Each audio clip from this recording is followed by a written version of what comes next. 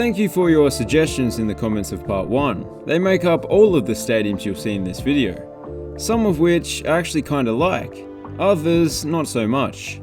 So with that being said, here are 10 teams that desperately, well maybe not desperately need a new stadium, but 10 teams that could certainly do with a new stadium. Dynamo Zagreb. Croatia's biggest football club has been playing at this visually striking stadium since its inception. You can probably tell straight away that it's not an ideal football stadium. Firstly, the track, or the space for a track, and secondly, the lack of any roofs. But there is even more than meets the eye. Due to an earthquake in 2020, 2 of the stands are no longer safe to be used. And just a reminder, this is Croatia's most successful team. Thankfully, there is a rather nice stadium planned that doesn't have any of these issues. In this part of the world though, plans quite often don't come to fruition, hopefully it does. Washington football team. In most countries, a stadium that was built in the mid to late 90s could expect to live for another 50 years or so. But this is America. The America, in fact. And rightly or wrongly, most cities are willing to spend the big bucks on attracting a new team, or just keeping their current team.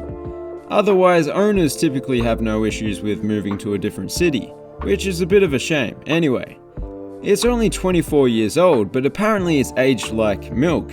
And not oat milk, I'm talking cow's milk.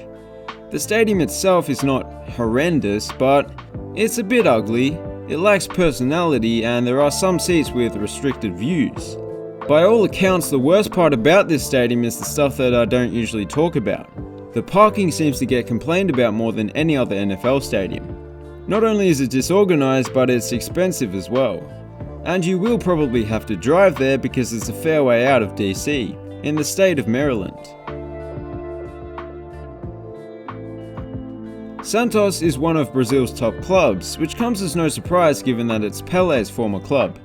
They come up against opposition that play in world-class stadiums, some of which were built for the 2014 World Cup.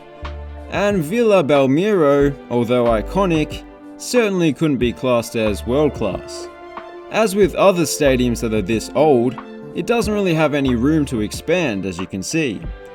So they're left with a very modest capacity of 16,000. There are some plus sides though. The spectators are right on top of the field. It's actually a pretty cool stadium and I definitely don't want to see it demolished. Perhaps it could become a secondary home for Santos.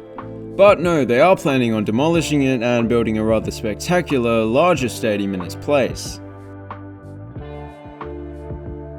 Bristol Rovers. Oddly enough, the Buffalo Bills featured in part 1, and the name of the site that this stadium was built on was called Buffalo Bills Field. The pitch is being dug up in these shots, which makes it look extra shabby, but it is a bit ramshackle. The stands come in all shapes and sizes. Some are temporary seating, some are terraces. It's just all over the place. And sometimes that would just mean that the stadium is a bit quirky, but in this instance, it's a bit of an eyesore. Especially when you compare it to the other football stadium in Bristol. They did plan on building a new stadium elsewhere, but for whatever reason it didn't work out. I guess I'll look to upgrade this one. And while we're in southwestern England, Bath Rugby could use a new stadium. They've been at the recreation ground since the 19th century, and while it's not quite as dire as the last one, it's actually kind of picturesque, it certainly still has a number of issues. For starters, there's very little roof coverage to speak of. And although it's the south of England, it's still England, it's gonna rain. It too makes use of temporary seating. In fact, the largest stand is temporary, but that's to allow for cricket to be played next door in the summer. The club have been planning on building a new stadium for a while, but there are many unique obstacles in the way. Toronto Blue Jays. Now this is controversial. The Rogers Centre, or Skydome as a lot of people still like to call it, was ahead of its time when it was built in the late 80s. It was the first baseball stadium with a fully retractable motorized roof, not like the tent they had in Montreal. I say baseball stadium, but it was actually designed for football as well, with the lower stands being movable to accommodate the Toronto Argonauts of the CFL. I quite like the stadium. It's not that old and it has a fairly unique view, with the CN Tower overshadowing the field. So you might be wondering why some people want it gone.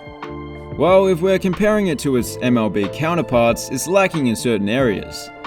Due to the circular nature of the upper decks, quite a few seats are a long way from the action. Also, despite being a very open stadium, when the roof is open, allowing for plenty of sunlight, they still have to play on artificial turf. And then there are the superficial things like the exterior being quite dull. The Blue Jays have expressed interest in a new purpose-built ballpark, but I think that's been put on hold since the pandemic. Tigres. As you may have guessed from the name, Estadio Universitario is located on the campus of a university. And as is often the case in college football, on-campus stadiums tend to have an enhanced atmosphere. It's the same story here, albeit a different sport. But that is down to the fans rather than the stadium itself, especially considering there isn't any sort of roof to keep the sound in. The stadium is very run down, the exterior is an eyesore, and I don't even want to know what the bathrooms look like. Given some of the fantastic stadiums in Mexico and the club's relative success, you'd have to say the fans deserve a better stadium. There was actually a proposition to build a replacement stadium over the top of a nearby river. Unsurprisingly, it didn't get off the ground. Queen's Park Rangers. Loftus Road or Kian Prince Foundation Stadium is a very similar story to Villa Belmiro. It's so tight for room that it's literally in people's backyards. And don't get me wrong, there's nothing wrong with the compact stadium. As I mentioned, it does mean that every seat in the house is close to the pitch. But that's about the only plus side. Unlike Villa Belmiro, there is roof coverage as you'd expect. But given that it's very old means that there are quite a few seats with a restricted view. On top of that, a lot of people mention that the upper tiers feel unsafe to sit in. And on top of that, I don't think I've heard people complain about the legroom as much as they do here. As much as I like preserving the past, given its surrounds, I think a new stadium built elsewhere is in order. And that's certainly a proposal the club has explored. Brumbies and Canberra Raiders. GIO Stadium is another one that on the surface seems perfectly fine. However, to start with, it isn't actually a purpose-built rectangular stadium. It was initially built for an athletics event and later the track was removed. Then in the late 90s was converted into an almost rectangular stadium, but still left some spectators quite far from the action, and without shelter from the elements. Canberra, by Australian standards, gets quite cold. In fact, it's the only place in Australia where it snowed during a professional sporting event. To compound that issue, it often feels much colder inside the stadium than it does outside. We're talking as low as 4 degrees Celsius or 40 Fahrenheit. Hey! What the hell was that? Oh, I was just laughing in Canadian. Wait, what? That's how you laugh in Canada? Well, I can't speak for the rest of Canada, but that's certainly how we laugh in Montreal. Okay then.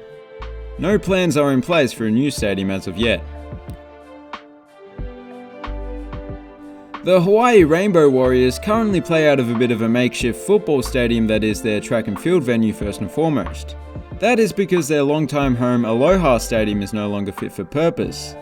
The spectator reviews weren't that bad or anything, but it was rustier than rust itself and deemed unsafe to host any more events. It is now condemned, or at least on the verge of being condemned. They definitely need a new stadium, there's no debate with this one. And there is actually a new design waiting to be built. One better suited to the climate of Hawaii. Oh, and just a quick heads up to the Hawaiian government who own the old Aloha Stadium. If you're still trying to find someone to demolish it, I hear that the French are experts in blowing up anything Rainbow Warrior related. Well, we ended on a bit of a dark note, but that's it for today's video. If you enjoyed it, please consider subscribing. Thanks for watching, have a good one.